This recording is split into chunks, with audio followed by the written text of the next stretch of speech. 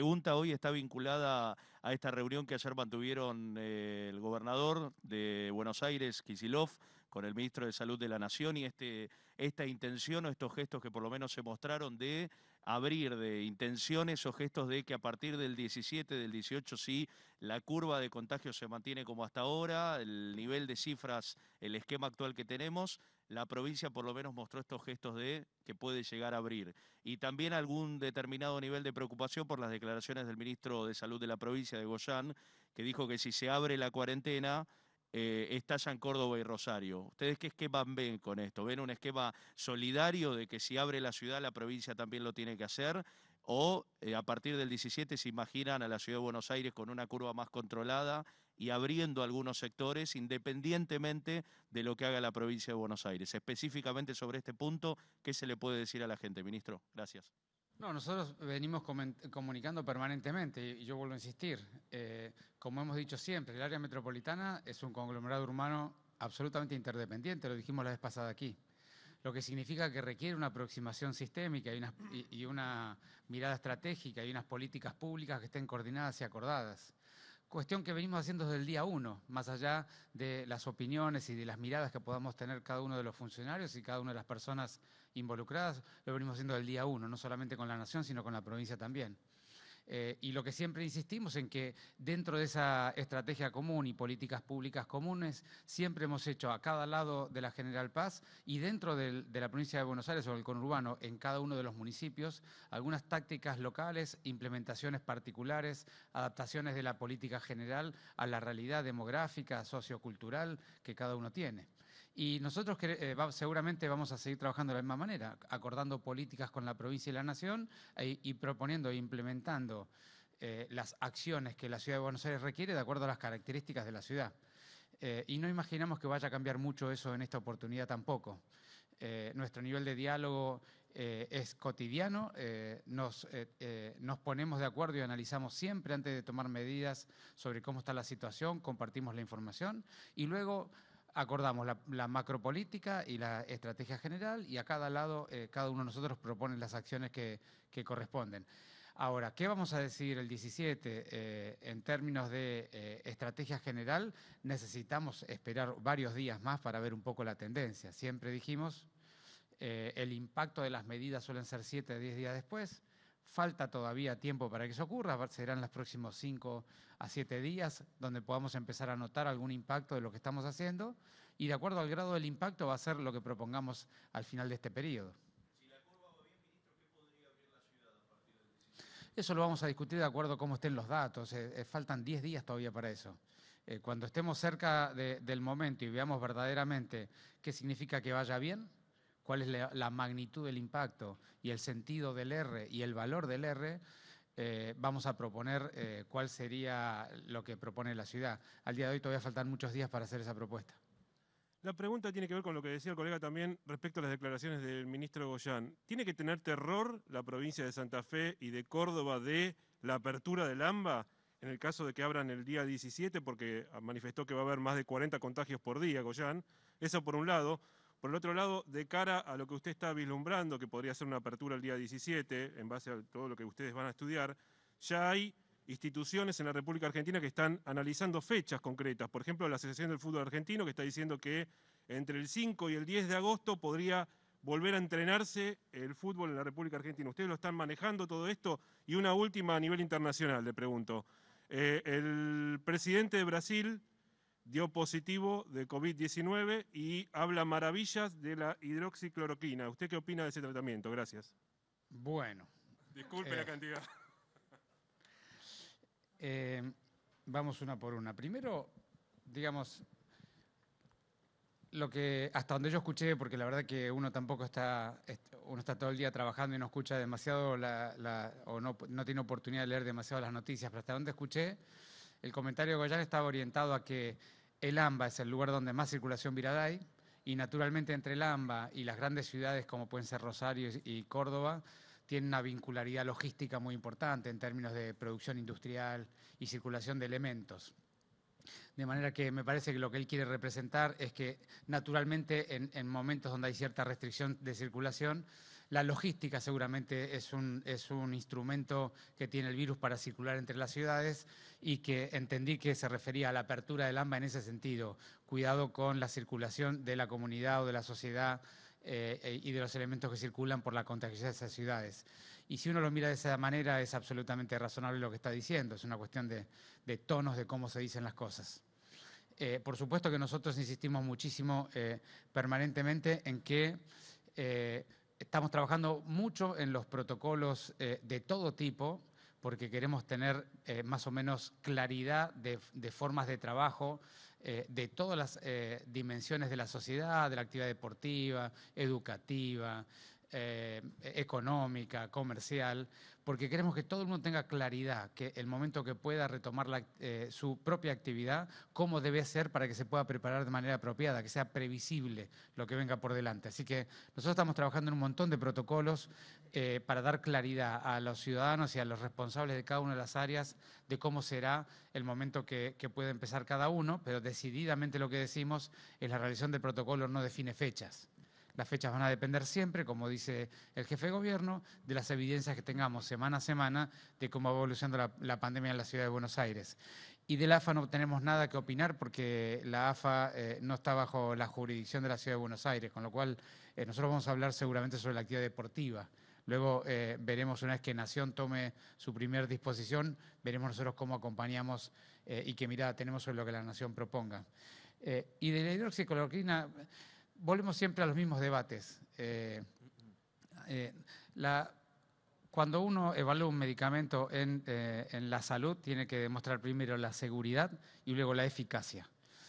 Y cada una de esas palabras que acabo de decir, que sea seguro y que sea eficaz para mejorar la evolución clínica, tiene unas metodologías, unos diseños, unas cuestiones técnicas de cómo se demuestra. Al día de hoy hay un conjunto de drogas que son muy importantes, una cantidad importante, que han demostrado seguridad. Es decir, que dadas al ser humano no generan más daño que beneficio. Lo que hay mucha todavía necesidad de demostrar cuál es la eficacia de muchas drogas seguras en esta enfermedad en particular. Y al día de hoy tenemos solamente trabajos con cierto nivel de calidad científica para demostrarlo, de eficacia con el remdesivir y con los corticoides, y luego con un montón de tratamientos de soporte, como son los anticoagulantes en forma preventiva o terapéutica, las modalidades ventilatorias, las posiciones del paciente cuando está enfermo, el tratamiento con oxigenoterapia con diferentes mecanismos, pero no en cuanto a medicamentos y a drogas. Se sabe perfectamente, digamos, hay un montón de trabajos de investigación actualmente corriendo para tratar de mostrar la eficacia. Con la hidroxicloroquina en particular estamos en esa situación. Hay plausibilidad, es decir, hay posibilidades por su mecanismo de acción y por algunas series de casos o personas que la han recibido, parecería que tiene una buena evolución, pero la eficacia no está demostrada, de manera que no es una cuestión de lo que opine cada persona, porque la ciencia médica no funciona por las opiniones, sino funciona por las hipótesis de plausibilidad y por los mecanismos o metodologías de investigación que demuestran si esa hipótesis es nula, si es falsa o es una hipótesis verdadera. Y para eso los diseños todavía no están terminados. Cuando estén terminados vamos a opinar.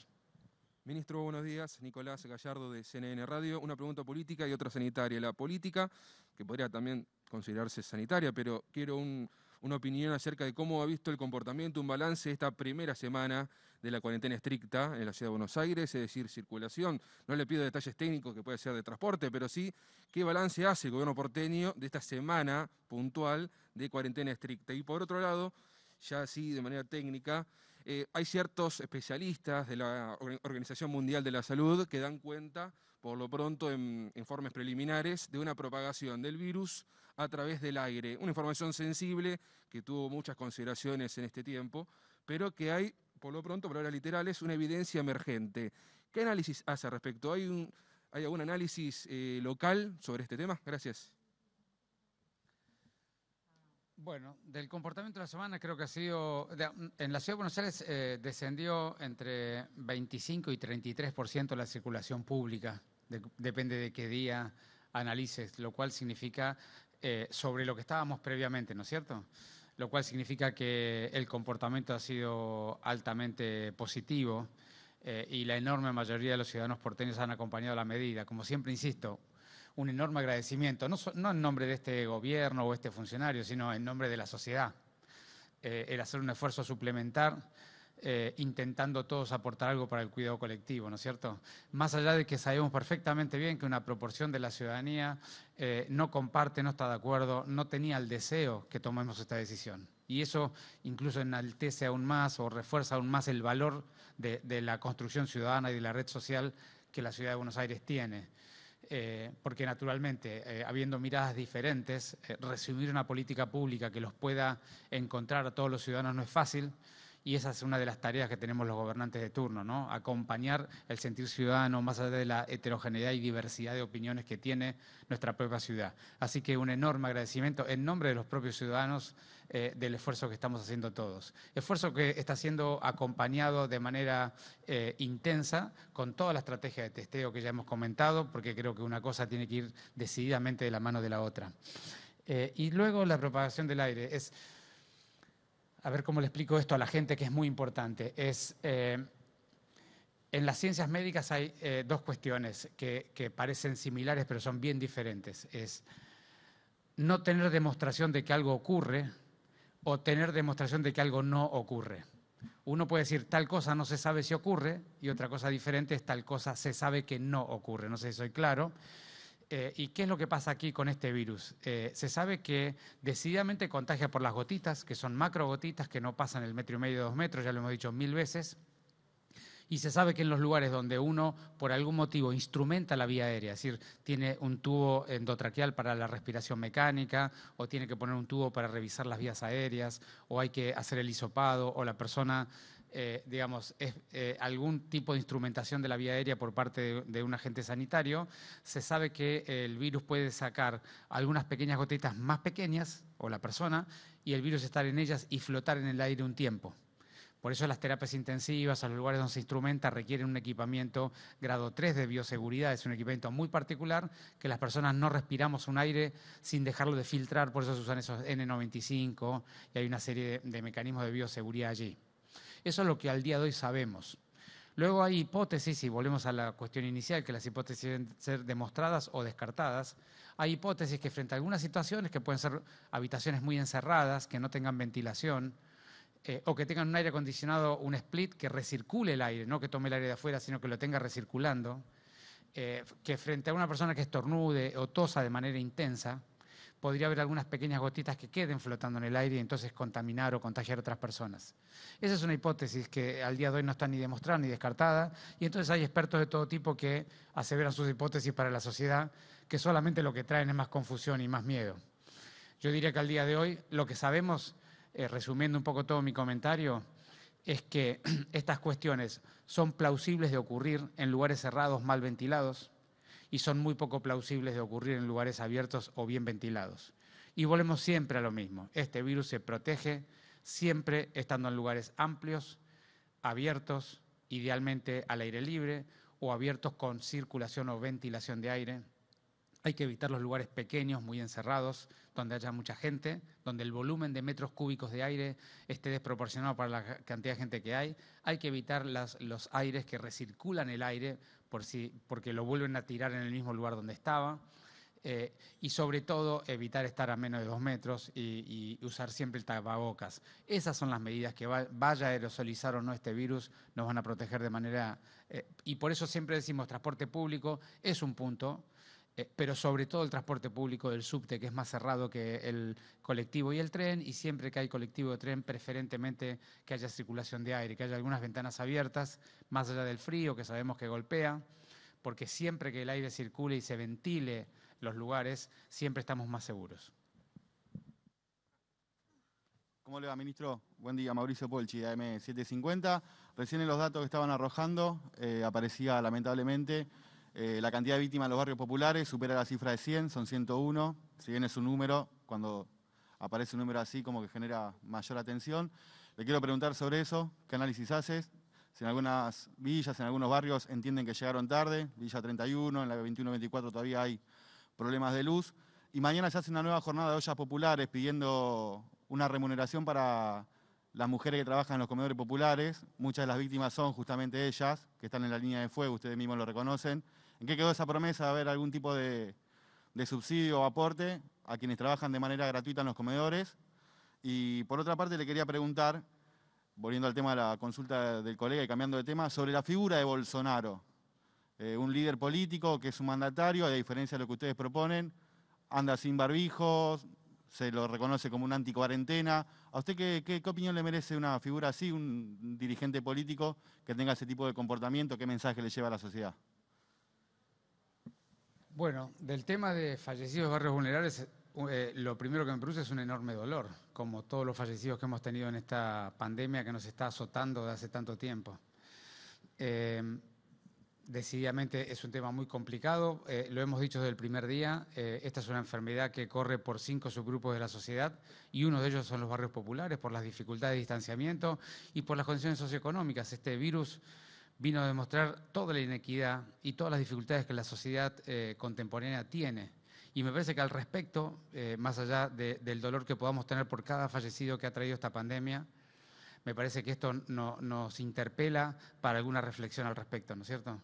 De cómo nos cuidamos en comunidad, qué política y qué propuesta de sociedad tenemos para el presente y sobre todo qué vamos a ser capaces de construir para el futuro, y eso dependerá críticamente de lo que seamos capaces de reflexionar como sociedad, como me gusta decir a mí, en los 3 niveles que me parece que se merece esta pandemia que nos haga reflexionar. Sobre todo cuando pasemos esta etapa más dura del miedo o de la angustia, que tengamos la posibilidad de reflexionar en nuestra relación como seres humanos con la naturaleza, en nuestra relación como seres humanos con otros hermanos y seres humanos con los cuales compartimos la vida en un momento determinado, y nuestra relación con nosotros mismos. Yo creo que ahí hay 3 aspectos muy claros que como sociedad nos merecemos, como ciudadanos nos merecemos, para seguir aprendiendo y construyendo ciudadanía entre nosotros. Luego me preguntaste por los trabajadores de los comedores. Yo lo único que puedo decir de los trabajadores de los comedores es el enorme respeto que tengo por ellos, la enorme admiración por la tarea que hacen. Estoy en el territorio, los veo trabajar, están en la línea de fuego, son así como son lo del equipo de salud y tantos otros que estamos en la línea de fuego, como los policías y las personas de desarrollo humano, todos los voluntarios, las promotoras de salud, todos los que estamos en la línea de fuego, estamos poniendo el cuerpo en esta pandemia y ellos son unos otros que lo están haciendo. Así que el máximo de los respetos y la admiración por la tarea que hacen, se los digo cada vez que puedo, aprendo de ellos todo lo que puedo y luego la vinculación económica de ellos no está dentro de mi cartera, de manera que digamos, no tengo para opinar. Las responsables o los funcionarios responsables tendrán que opinar al respecto de tu pregunta. Y lo mismo es para Bolsonaro. Bolsonaro es el presidente de un país vecino. Yo no tengo nada que opinar sobre la conducta del presidente. Son los brasileños los que tienen que opinar. Tendrán que opinar en términos de lo que opinan de su propio presidente y tendrán que opinar al momento que les abran las urnas si están de acuerdo o no cómo gobernó su presidente y cómo está gestionando esta pandemia. ¿Cómo le va? Buen día. Marcela Ojeda, de Radio Continental. Doctor, ayer a última hora el reporte a nivel nacional, pero con los datos aportados por cada una de las jurisdicciones, daba cuenta que está en un 60% la ocupación total de camas de terapia intensiva en la zona del AMBA. Primero, confirmarle si es así, tanto lo que es Capital Federal con la provincia de Buenos Aires. Y en este sentido, y sobre la capacidad de respuesta, le quería preguntar si se están pensando o están trabajando en protocolos de decisiones éticas, bioéticas, usted me corregirá, para cuando las terapias intensivas lleguen a su máxima ocupación y cuáles podrían ser los parámetros para implementar esta situación, teniendo en cuenta que al comienzo de la pandemia le había preguntado lo que ocurrió en Italia acerca de la selección, si se me permite esta palabra, de un paciente por sobre el otro ante este triage de emergencia de multipaciente. Y por otro lado, si me permite preguntarle, ustedes hablaron que le están haciendo los testeos serológicos y de diagnóstico a quienes trabajan en geriátricos, al personal de salud, que hoy empiezan con la policía de la ciudad. ¿Qué pasa con la gente que está en contexto de situación de calle? Son cerca de 2.200 en paradores y en centros de contención y de los cuales 200 tienen COVID. ¿De qué manera el Estado está presente con esta gente ya que de manera natural está fuera del sistema? Gracias. Gracias a vos, Marcela. Empiezo por el último. Nosotros, omití decirlo, pero también, así como trabajamos en hospitales, la policía y en geriátricos, estamos trabajando en paradores y también en hoteles, de manera que están todos incluidos dentro del programa de testeo sistemático.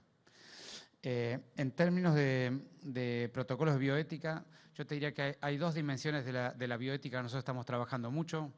La dimensión de la bioética y la asignación de recursos es un tema que estamos apoyando o acompañando al Ministerio de Salud de la Nación, porque creemos que es un tema de dimensión nacional y tenemos que acompañar esa iniciativa. La Nación ha llamado, ha convocado, ya había hecho eso previamente, pero lo ha hecho nuevamente a un comité de bioética de gente extremadamente respetuosa y respetable para la sociedad.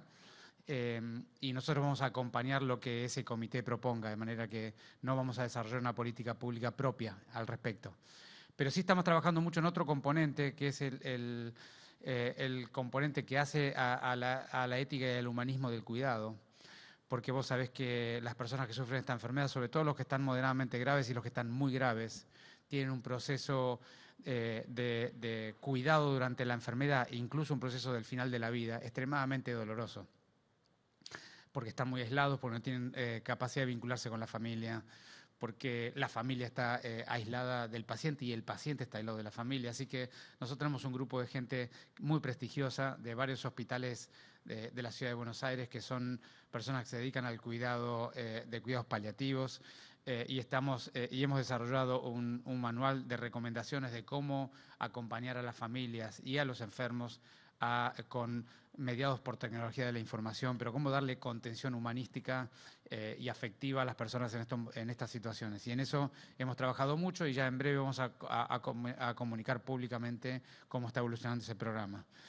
Y luego hablaste de las camas de terapia intensiva. Sí, el promedio del AMBA es más o menos ese número. Por supuesto que nosotros estamos trabajando intensamente y el esfuerzo suplementar que hemos pedido en estas 2 semanas tiene que ver con eso también, en que en ningún momento vaya a faltar ningún recurso para nadie. Ese es nuestro trabajo. Estamos ampliando sistemáticamente la capacidad de servicio que tiene el sistema tanto público como privado de la ciudad, y sé y puedo dar fe que la provincia de Buenos Aires está haciendo lo mismo y la Nación está permanentemente colaborando y acompañándonos.